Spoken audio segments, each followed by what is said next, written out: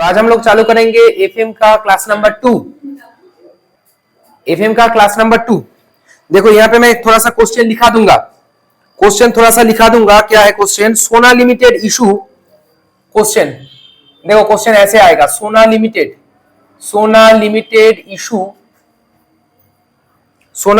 Issue 12% irredeemable dept, 12%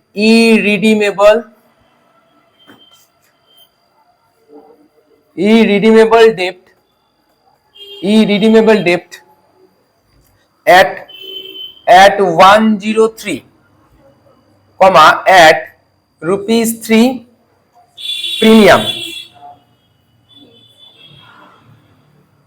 premium to their par value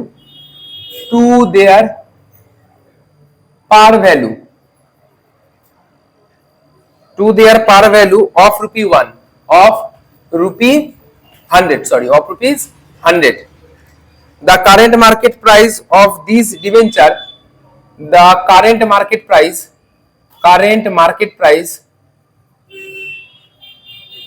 of these debenture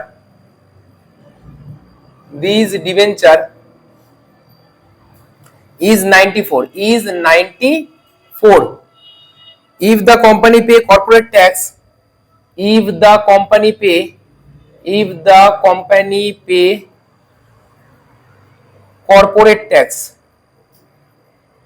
corporate tax at the rate 35%, what is its current cost?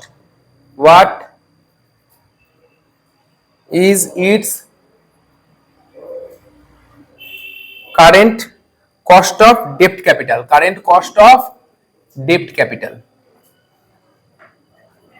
Question कुछ इस तरीके से रहेगा, answer दिया रहेगा 8.30। मान लो आंसर दिया नहीं आएगा, मतलब आंसर आएगा तुम्हारा 8.30। तो अब देखो ध्यान से समझो, सोना लिमिटेड ऐसा क्वेश्चन दिया रहेगा, 5 नंबर का क्वेश्चन आएगा। सोना लिमिटेड बोल रहा है इशू कर रहा है 12% इरिडीमेबल डेप्ट। इरिडीमेबल डेप्ट मतलब डेप्ट का पैसा लौटाना नहीं पड़ेगा मुझे। इरिडीमेबल डेप्ट एट 103 एट 3 प्रीमियम, 3 रुपया प्रीमियम में, to their par value of ₹100। तो मतलब कंपनी का जो शेयर है, शेयर का फेस वैल्यू कितना है?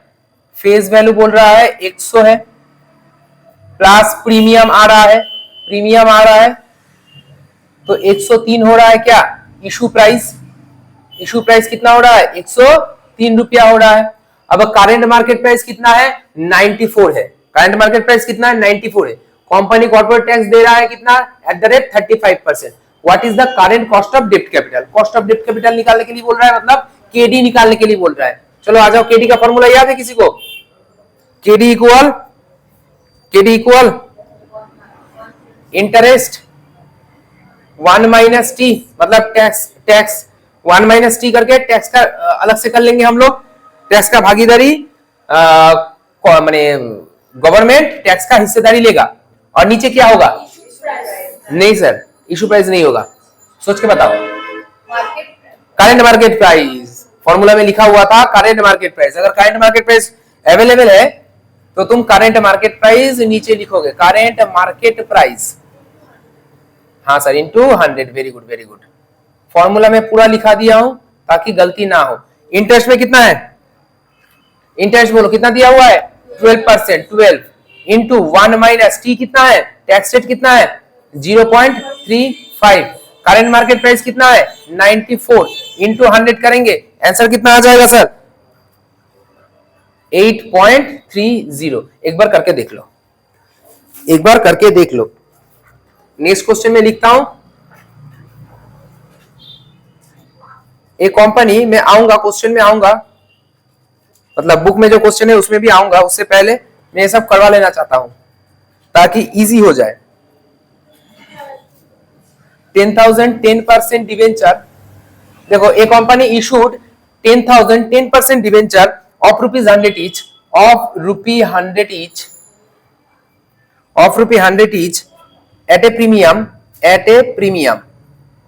of 10%, ठीक है, on 1/4/2017 to be matured on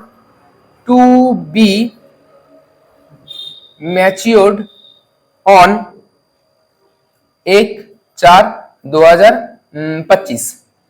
ठीक है। The debenture will be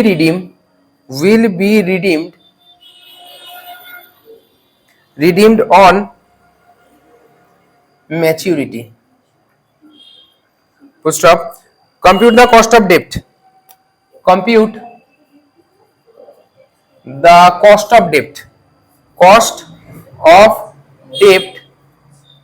if tax rate is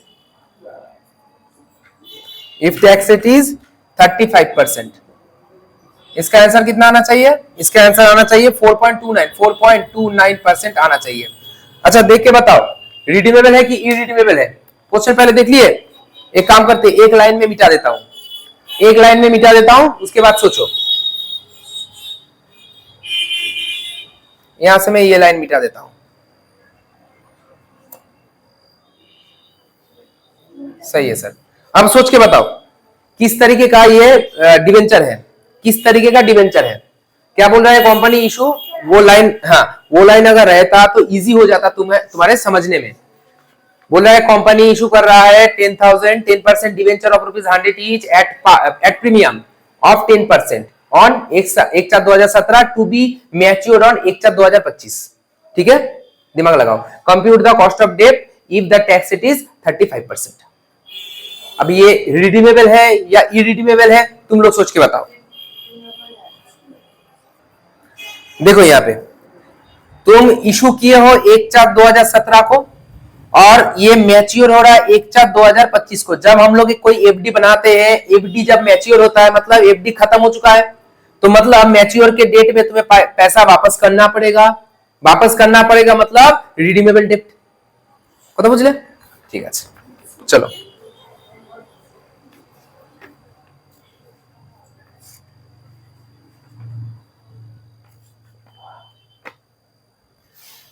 अच्छा सर रिडीमेबल बोला है, ठीक है।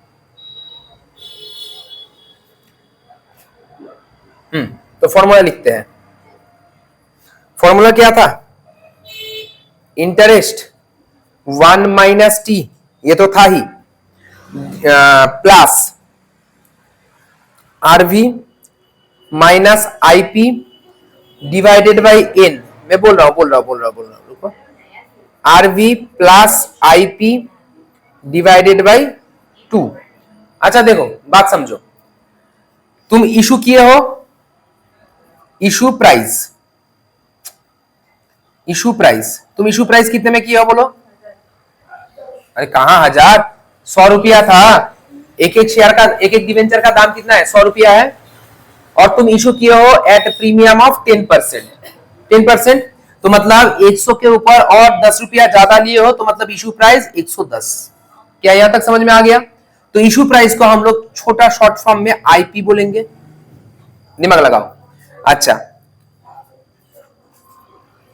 रिडीमेबल वैल्यू या रिडीमेबल प्राइस भी बोल सकते हो, कोई बात नहीं, आरपी भी बोल सकते हो। रिडीमेबल वैल्यू का मतलब है जब तुम्हें वापस करना होगा तब एक डिवेंचर के केस में तुम कितना वापस करोगे। यहाँ पे कहीं पे लिखा है कि redeemable at premium, redeemable at par, कुछ लिखा है क्या? नहीं लिखा है। अगर कुछ ना बोले, तुम्हारे पास अगर चॉइस रहे कि तुम लेने के टाइम में एक डिवेंचर 100 रुपया का था, लेने के टाइम में तुम 110 लिए हो, और अगर तुम्हारे ऊपर चॉइस दिया जाए तुमको 100 पेमेंट करना है, 100 से ज्यादा पेमेंट करना है, क्या करोगे? डिस्काउंट में तो पेमेंट नहीं हो सकता, या तो तुम 100 पेमेंट कर लो या फिर 100 से ज्यादा पेमेंट कर लो, तुम्हारे ऊपर चॉइस है। क्या करोगे? 100 करोगे। तो मतलब रिडीमेबल जो वैल्यू है ये एट पार होगा। तुम सोच के बताओ ना, एक डिवेंचर का दाम 100 रुपया है और तुम्हारे पास चॉइस है, या तो तुम 100 रुपया दो, नहीं तो 110, 15, 20, 30 कुछ भी दे सकते हो। देने का तो कुछ भी दे सकते हो। अब तुम बोलो क्या करोगे? एज ए कंपनी तुम क्या करना चाहते हो? 100 में ही देना चाहते हो, एट पार में ही देना चाहते हो? तो मतलब না এটা সততা হয়ে গেল। অনেস্টি হয়ে গেল আবার। ना ना सर, जब कंपनी एक डिवेंचर इशू करता है, दोनों दोनों बात ही लिखा रहता है, इशू प्राइस लिखा रहता है, रिडीमेबल वैल्यू भी लिखा रहता है। इशू प्राइस अगर माने 100 है या फिर 110 है, 100 से कम है, 95 कुछ भी हो सकता है। जैसे कि जब तुम इशू करोगे, इशू प्राइस जब करोगे तब तीन चीज हो सकता है सर, एट पार भी हो सकता है, एट प्रीमियम भी हो सकता है, एट डिस्काउंट में भी इशू कर सकते हो तुम। एक डिवेंचर को पार मतलब एक डिवेंचर का दाम मान लो 100 रुपया है, तुम 95 में इशू कर सकते हो, तुम 110 में 115 में इशू कर सकते हो। जब रिडीम करने का टाइम आएगा, रिडीमेबल वैल्यू, तब तुम्हारे पास दो चॉइस है, या तो तुम पार में, नहीं तो तुम प्रीमियम में। ठीक है, कंपनी जब इशू करने के टाइम में कुछ नहीं बोलता है तो कहने का मतलब है कंपनी का जो सुइटेबल है वो करेगा, कंपनी को जो सुइटेबल लगेगा वो करेगा, तो 100% वो पार में ही करना चाहेगा। ठीक है ना। उस टाइम में जो आदमी ले रहा है डिवेंचर खरीद रहा है, मतलब परचेस कर रहा है डिवेंचर, वो गधा है, वो ठीक से डिवेंचर का सर्टिफिकेट शो नहीं किया कि इशू प्राइस तो भाई लिखा हुआ है 110, रिडीमेबल वैल्यू लिखा नहीं है। उसको बोलना चाहिए था कि रिडीमेबल वैल्यू कितना होगा, तो कंपनी अगर कुछ नहीं बोलेगा तो उसको समझना चाहिए कि यहाँ पे रिडीमेबल वैल्यू 100 ही होगा। तुम इस माने इस कंडीशन में सेटिस्फाई हुए हो, इसीलिए तुम डिवेंचर खरीदे हो। बात समझ में आ रहा है ना। तो अगर कुछ ना बोले तो पार, और अगर बोल दे कि यहाँ पे 120 में तुम रिडीम करेंगे तो प्रीमियम हो जाएगा। ठीक है ना। चलो, तो यहाँ पे देखो, अब यहाँ पे ध्यान दो, आरबी क्या हो गया, रिडीमेबल वैल्यू हो गया 100 और इशू प्राइस हो गया 110। ठीक है, फॉर्मूला को याद नहीं करना है, फॉर्मूला को जैसे हम लोग लिखे हैं यहां तक इसको समझ लो। क्या है, इंटरेस्ट 10, आई माइनस टी कितना है 1, माइनस टी कितना है T T T T T 35 plus, अब बोला है रिडीमेबल वैल्यू माइनस आईपी, माने RB minus IP divided by n, RB minus IP. अच्छा, ये वाला फॉर्मूला माने ये नहीं आएगा, आंसर नहीं आएगा, क्योंकि यहाँ पे हम लोग चेंज किए, कितना किए 22 में रिडीम होना था। अच्छा चलो 22 कर लेते हैं यहाँ पे, तब आंसर मैच कर जाएगा 4.29। अच्छा देखो, रिडीमेबल वैल्यू कितना है, रिडीमेबल वैल्यू है 100, इनवॉइस इशू प्राइस कितना है 110 डिवाइडेड बाई, देखो यहाँ पे हिसाब करो कितना साल, 4, 17 से 18, हाँ 17 से 18, 18 से 19, 19 से 20, 20 से 21, 21 से 22, 5 साल, और divided by 100 plus 110 divided by 2। अब ये क्यों किए, ये क्यों किए, ध्यान से समझो, नीचे वाला RB plus IP divided by 2। Company को अगर बोला जाए एक डिवेंचर कितने में पड़ गया, एक डिवेंचर का वैल्यू कितना है, तो कंपनी बोलेगा अरे बेचने के टाइम में ना 110 लिए थे, वापस करने के टाइम में ना 100 लिए, 100 वापस किए हैं। तो हम लोग क्या पूछ रहे हैं, एक डिवेंचर कितने का पड़ गया, वो नहीं बता पाएगा, क्योंकि वो दो टाइम में दो चीज लिया है, लेने के टाइम में 110 लिया है, वापस करने के टाइम में 100 लिया है। वो बोलेगा एक काम करते हैं, डिवेंचर एक ही तरीके का डिवेंचर है, एक ही डिवेंचर के ऊपर दो बार अमाउंट लग रहा है, एक काम करते हैं दोनों को जोड़ के 2 से भाग कर लेते हैं, एवरेज वाला पकड़ लेते हैं भाई, एवरेज वाला पकड़ लेते हैं। एक डिवेंचर इतने में पड़ा, और एक डिवेंचर बेच के तुम्हें प्रॉफिट हुआ कि लॉस हुआ, देखो ना यहाँ पे ध्यान दो, हम लोग रिडीम कर रहे हैं 100 में, मिला था 110, तो मतलब लाभ हुआ कितना, 10 रुपया लाभ हुआ। लेकिन ये 10 रुपया लाभ करने के लिए मेरे को कितना साल इंतजार करना पड़ेगा, 5 साल। देखो ना 17 से 22, ध्यान से समझो चीज को, 10 रुपया मेरा फायदा हो रहा है। जब मैं इशू किया था 110 में इशू किया था, जब मैं रिडीम कर रहा हूं, वापस कर रहा हूं तुम्हें 100 रुपया वापस कर रहा हूं, तो मेरे को लाभ कितना हुआ, 10 रुपया लाभ हुआ। प्रॉफिट कितना हुआ सर, 10 रुपया प्रॉफिट हुआ। लेकिन ये 10 रुपया प्रॉफिट करने के लिए तुम्हें कितना साल इंतजार करना पड़ रहा है, 5 साल। तो मैं क्या बोल सकता हूं, 2 रुपया प्रॉफिट पर ईयर, 2 रुपया प्रॉफिट पर ईयर, सेम तो है। बात समझ में आ रहा है ना, यही तो किए हैं। तो यहाँ पे ये सब काम धाम करके कितना आया सर, थोड़ा यहाँ पे एक लाइन में लिख देता हूं, 6.5 माइनस 2, 6.5 इतना करके। अब यहाँ पे माइनस है, देखो ना 10 रुपया माइनस आएगा, प्लस माइनस माइनस हो जाएगा, -2 डिवाइडेड बाई 105। तो आंसर कितना आ रहा है, 4.29 आ रहा है परसेंट, 4.29% आ रहा है। अब बोलो, थोड़ा पूछो। अच्छा देखो, हम लोग डेप्ट कैपिटल कलेक्ट करते हैं, डेप्ट हम लोग कलेक्ट करते हैं मतलब उधारी मतलब लोन। लोन हम लोग दो तरीके से ले सकते हैं।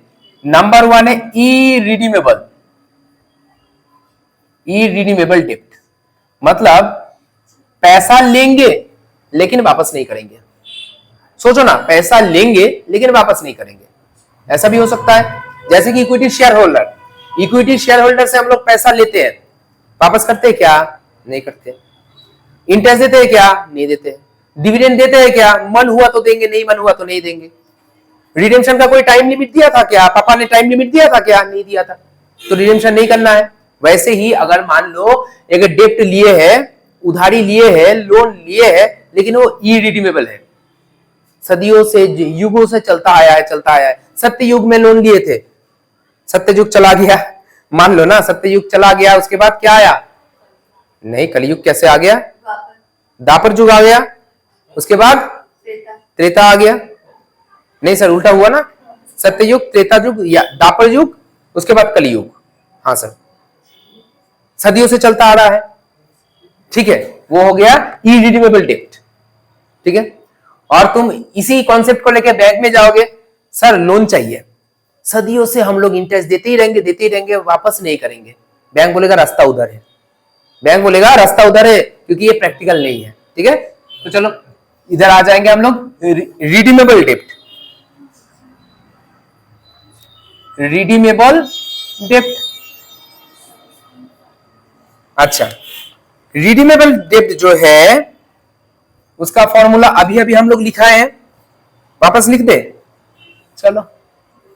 Interest 1 minus T plus RV minus IP divided by n, RV plus IP divided by 2, ठीक है। आरवी का मतलब रिडीमेबल वैल्यू, रिडीमेबल वैल्यू। अच्छा, IP issue price, issue price, issue price के नीचे मैं लिख देता हूं net after, net after discount या फ्लोटेशन कॉस्ट, है ना, या फिर प्रीमियम के बाद। मतलब तुम जो 100 रुपए का एक डिवेंचर इशू कर रहे हो सकता है तुम डिस्काउंट दे दिए 5 रुपया, तो इशू प्राइस हो गया 95। हो सकता है 5 रुपया, 15 रुपया फ्लोटेशन कॉस्ट लग गया, 15 रुपया फ्लोटेशन कॉस्ट लग गया, तो तुम्हारा इशू प्राइस हो गया 85। हो सकता है 100 रुपए का एक डिवेंचर था, तुम 10 रुपया प्रीमियम ले लिए, तो इशू प्राइस हो गया 110। बोलो समझ में आ रहा है कि नहीं, ठीक है ना। तो आरबी हो गया रिडेम्पशन वैल्यू, रिडीमेबल वैल्यू। अब अच्छा, रिडीमेबल वैल्यू क्या हो सकता है, एट पार में भी हो सकता है, एट प्रीमियम में भी हो सकता है, और कभी कभार कोई कंपनी बहुत ज्यादा बदमाशी करे तो डिस्काउंट में भी रिडीम कर सकता है, लेकिन जनरली 99.99% में डिस्काउंट में रिडीम नहीं होगा, ठीक है ना। तो हो गया, और क्या है, और क्या है। अच्छा, यहां तक एक बार लिख लेते हैं हम लोग। अच्छा, नेक्स्ट तुम लोगों को ये वाला क्वेश्चन करना है, देखो तो दिखाई दे रहा है कि नहीं, ये वाला क्वेश्चन तुम लोगों को करके दिखाना है। जल्दी से ये वाला क्वेश्चन को फोटो क्लिक करो और शुरू करो ये वाला क्वेश्चन, ठीक है। आंसर दिया हुआ है, देखो आंसर मैच हो रहा है। अच्छा, ये रहा स्टूडेंट का आंसर शीट, देखो कि कितना सुंदर किया है। इशू प्राइस का मतलब करंट मार्केट प्राइस जो कि है 80।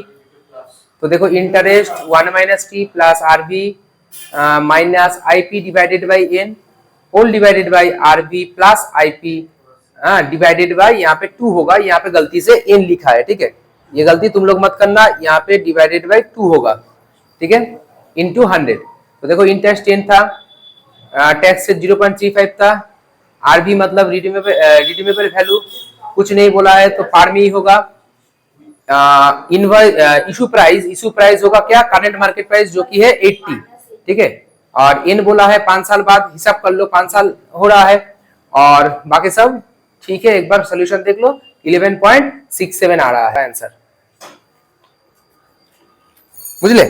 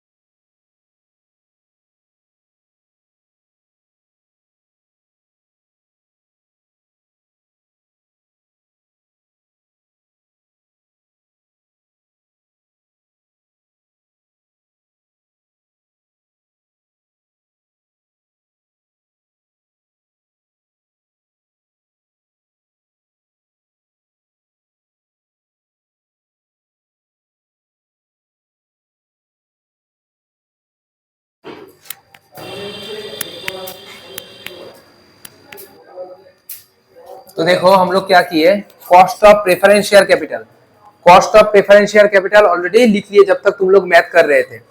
तो cost of preference share capital भी सेम है, इरिडीमेबल और रिडीमेबल, ठीक है ना। अच्छा सभी का नहीं हुआ, अच्छा 2 मिनट टाइम लो, 2 मिनट और टाइम लो।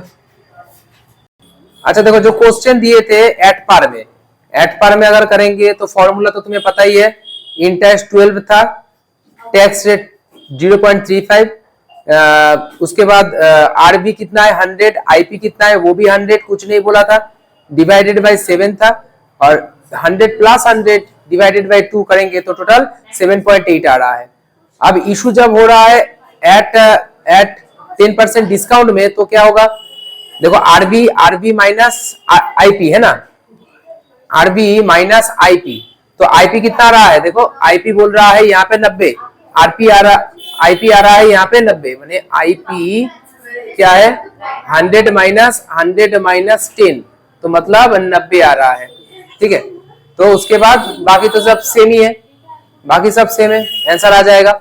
उसके बाद देखो एट ए प्रीमियम, प्रीमियम मतलब इशू हो रहा है एट प्रीमियम में, तो मतलब यहाँ पे आईपी क्या हो जाएगा, इशू प्राइस क्या हो जाएगा, इशू प्राइस हो जाएगा 100 प्लस 10% प्रीमियम, तो मतलब हो गया 110 रुपया, ठीक है। तो यहाँ पे देख लो आईपी हो गया 110 रुपया, बाकी सब सेम है, तो 6.07 आ गया, ठीक है। नेक्स्ट देख लो यहाँ पे 2 नंबर वाला, वहां पे बोला था 2% ब्रोकरेज, तो आईपी में ही 2% ब्रोकरेज देना है इशू के टाइम में, इशू प्राइस 100, 2% ब्रोकरेज मतलब 100 रुपए के ऊपर 2 रुपया, तो आईपी हो गया 98, और हमें पता है रिडेम्पशन के टाइम में ब्रोकरेज नहीं देना होता है, ठीक है। कंपनी को जब लोग चाहिए मतलब खरीदार चाहिए तब हम लोग ब्रोकरेज देते हैं ताकि डिवेंचर बिक जाए, वापस करने के टाइम में, पैसा वापस करने के टाइम में डिवेंचर होल्डर दौड़ दौड़ के आता है, मुझे ब्रोकरेज देना नहीं पड़ेगा या कमीशन देना नहीं पड़ता है। तो जो भी हो आईपी हो गया यहाँ पे 98, और बाकी सब सेम है, तो फटाफट इसको देख के आंसर मैच कर लो। अच्छा देखो, अब cost of preference share capital, डेब्ट कैपिटल हो चुका है हमारा। Cost of preference share capital, sir डेब्ट कैपिटल में हम लोग इतना काम किए हैं तो प्रेफरेंस शेयर कैपिटल बहुत इजी बन जाएगा।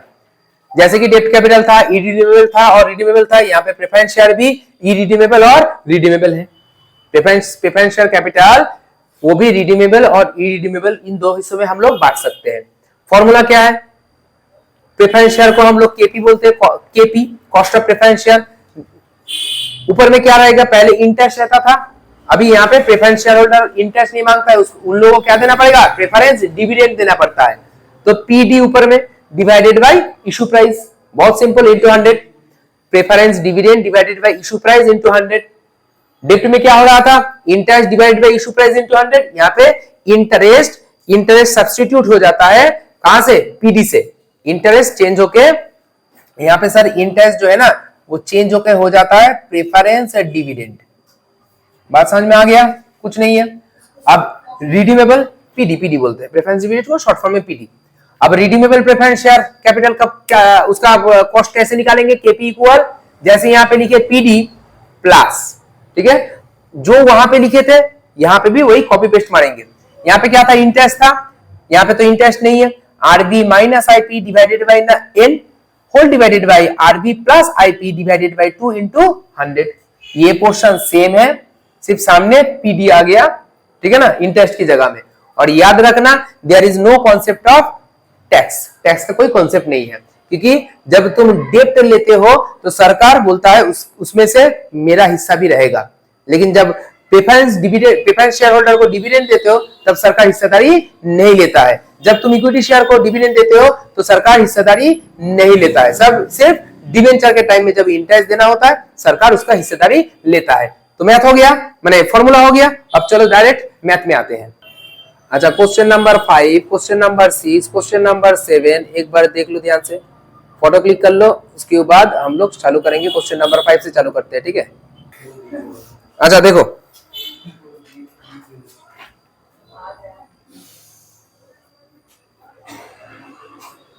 Sir question number 5, A company issue 40,000 12% redeemable preference share of ₹100 each eight a premium of 5।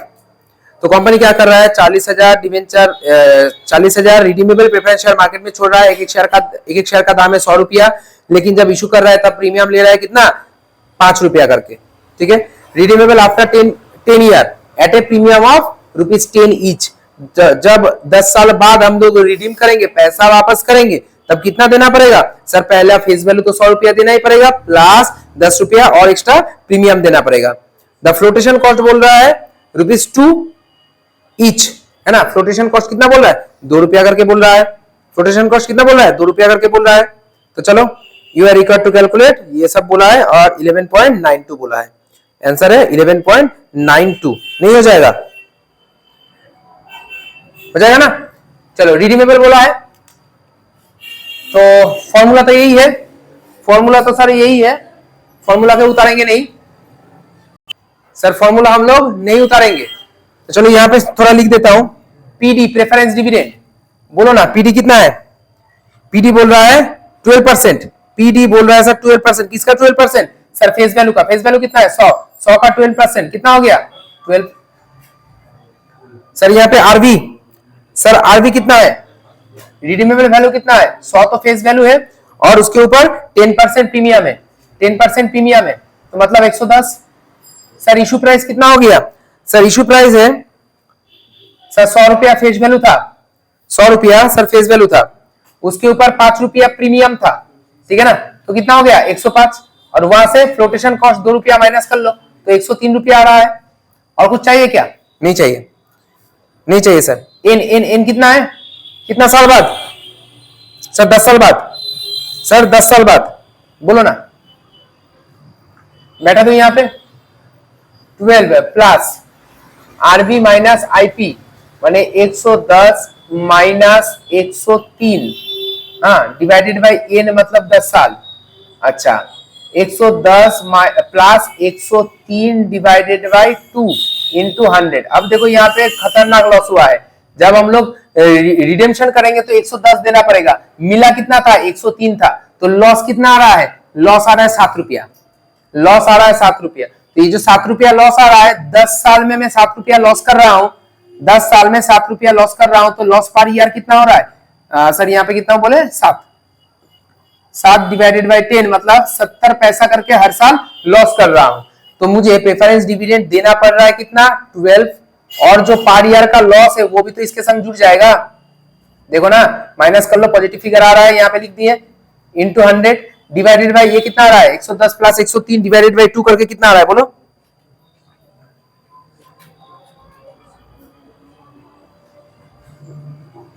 एक 110 प्लस 103 डिवाइडेड बाई 2, 106.5। अच्छा, टोटल कितना आ रहा है? एक बार कैलकुलेट करके बोल दो। 11.92 लिख देता हूं मैं, 11.92%। एक बार देख लेना तुम लोग भी जो वीडियो देख रहे हो, इसको कैलकुलेट कर लेना। अच्छा चलो, इशू प्राइस को एक बार फिर से समझा देते हैं। Issue price, calculation of issue price क्या बोल रहा था? फेस वैल्यू कितना है कंपनी प्रेफरेंस शेयर का? 100 रुपया। इसके ऊपर क्या बोल रहा था? 5 रुपया प्रीमियम लेगा। प्रीमियम कितना है? 5 रुपया। तो कंपनी एक एक शेयर बेच रहा है कितने में? 105 में। अब फ्लोटेशन कॉस्ट कहो या कमीशन कहो या ब्रोकरेज कहो, कुछ भी कह लो, ये तो माइनस होता है। किससे होता है सर? इशू प्राइस से माइनस होता है ना। अब issue price, sorry issue price में बोल रहा हूं फेस वैल्यू। परसेंटेज तो बोला नहीं था, परसेंटेज बोला था क्या? नहीं, 2 बोला था। तो चलो छोड़ दो, फेस वैल्यू के ऊपर ऐसा सोच लो कि 2%, तो 100 का 2% कितना हो रहा है? 2 रुपया। ठीक है, माइनस कर लो 103 रुपया। तो 103 रुपया तुम कमाए हो एक डिवेंचर, सॉरी एक प्रेफरेंस शेयर इशू करके। खत्म बात, ठीक है ना? जल्दी से नोट डाउन करें। अच्छा देखो, पहले भी दिखा चुके थे क्वेश्चन नंबर 6। क्वेश्चन नंबर 6 में क्या था सर? क्वेश्चन नंबर 6 जो था ये था ना, देखो तो क्वेश्चन नंबर 6 बोल रहा था XYZ limited issue 2010% preference share of ₹100 each at 95 each. तो मतलब इशू प्राइस 95 बोल रहा है। Company process to redeem the preference share at the end of 10th year from the date of issue, calculate the cost of preference share, यही तो बोल रहा है। तो चलो जल्दी से कर लेते हैं, जल्दी से जल्दी कर लेते हैं। सर केपी, केपी निकालेंगे तो पीडी कितना है? प्रेफरेंस डिविडेंड कितना बोल रहा है सर? क्वेश्चन में देखो ना, 10% बोल रहा है, मतलब 10 रुपया प्लस आरवी रिडीमेबल वैल्यू कितना बोल रहा है? कुछ नहीं बोल रहा है। तो क्या करेंगे सर? 100 रुपया मान लेंगे, मतलब एट पार मानेंगे। इशू प्राइस कितना बोल रहा है सर? 95 में बोल रहा है इशू प्राइस, 95 लिख देंगे। डिवाइडेड बाई एन करेंगे, एन कितना साल है सर? 10 साल है, 10 साल को लिखेंगे। अच्छा, नीचे क्या करेंगे? 100 plus 95 divided by 2 into 100, total कर लेंगे। तो सर आंसर आंसर आंसर कितना आएगा? आंसर कितना आएगा देख लो तो, आंसर कितना आएगा?